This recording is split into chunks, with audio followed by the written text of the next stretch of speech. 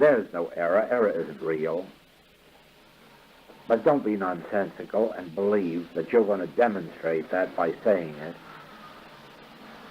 You aren't at all. It's the degree of your realization of it that does it.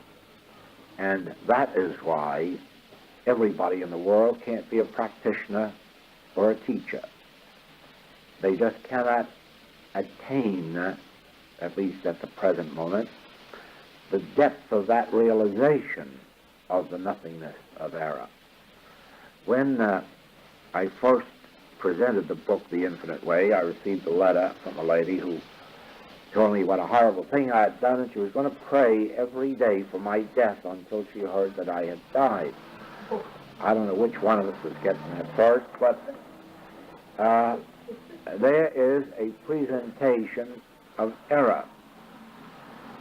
When I was in South Africa on the first trip, a message was sent to me from a teacher that I was that wicked man in Revelation who was so wicked that he could bring down the stars from heaven even. That's being pretty wicked, that he can even entice stars out of their courses. And last week I had a letter that was a group of people who got their eye on me and are watching me, and I won't last long. Now, you see,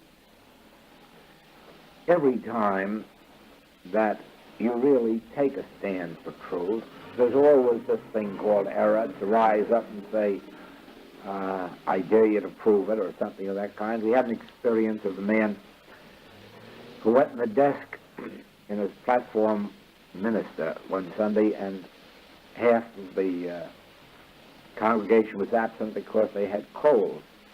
And he said, now you see, that can't happen to me. And the next week he was absent because he had a cold. It just seems that you want to be a little careful when you take up these world's weapons like that, because sometimes they turn and rend you. Now, error in and of itself is not a power, not even germs, not infection, not contagion, not even heredity. None of these terrible things that the world is in awe of, bullets, bombs, none of those really power. They can't come nigh your dwelling place. If, see that if? If so be, you dwell in the kingdom of God. So that while error isn't real, while it isn't power, just don't stand around on that affirmation and expect all of sin, disease, and death to walk right out of your world. It won't do it. It isn't in the degree of your reading those statements in a book. It's the degree of your realization of them. It's a degree of an inner awareness that takes over through this soul faculty, so that you really can look the lion in the face and say, I don't think you're the bad type lion, I think you're the good type.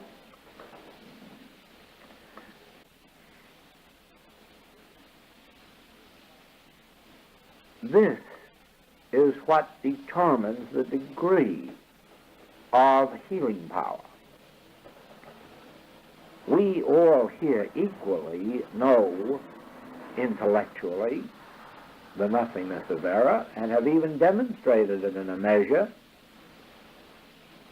but there'll always be some here who'll do better healing work than others. There'll always be some on earth to do better healing work than others. And the reason is not that truth differs. No. It's the degree of consciousness of the individual. Now, you'll hear statements like this throughout your whole spiritual life, that there's no use going to New York because they're just not interested in spiritual things. It's a materialistic city.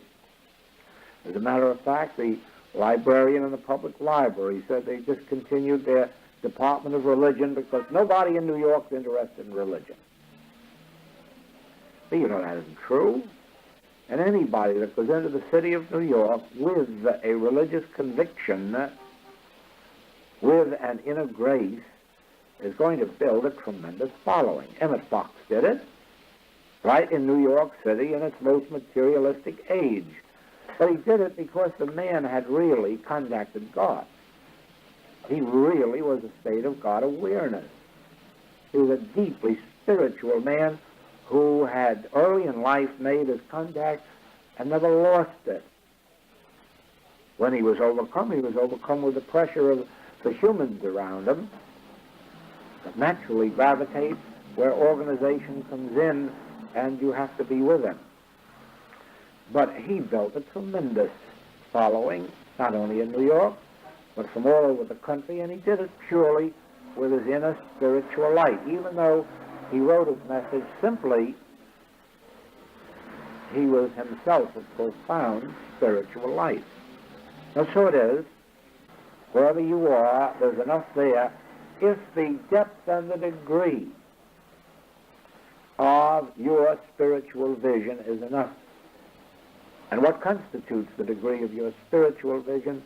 Your devotion to the letter of truth and the depth of your contact with the spirit of truth that is within you.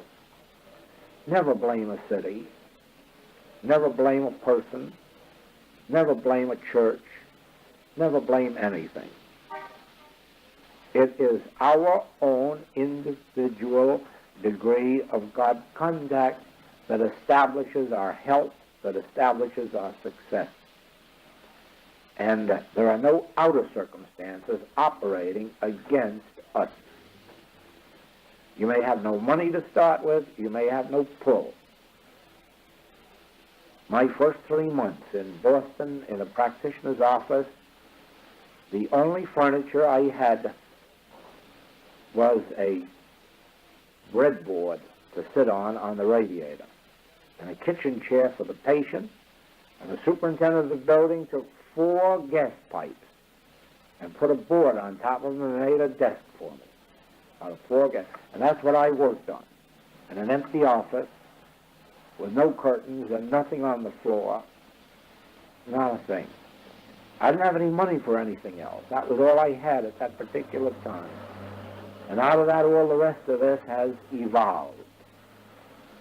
And it had to do it because outwardly there was nothing in the world of effect to help me.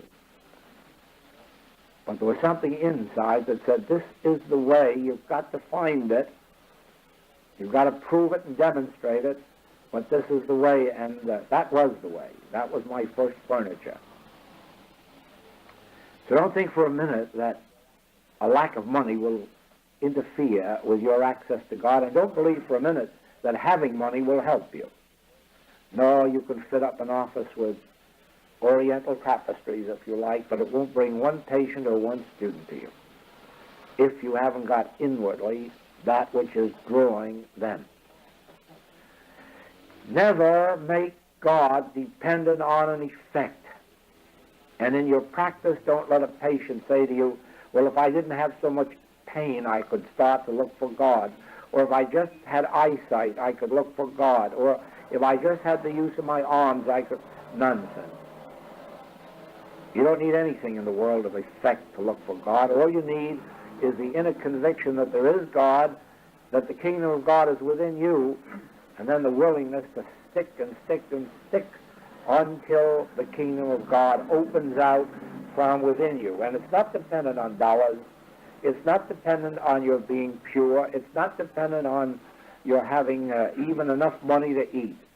It's just dependent on your determination to reach that center which is your soul center.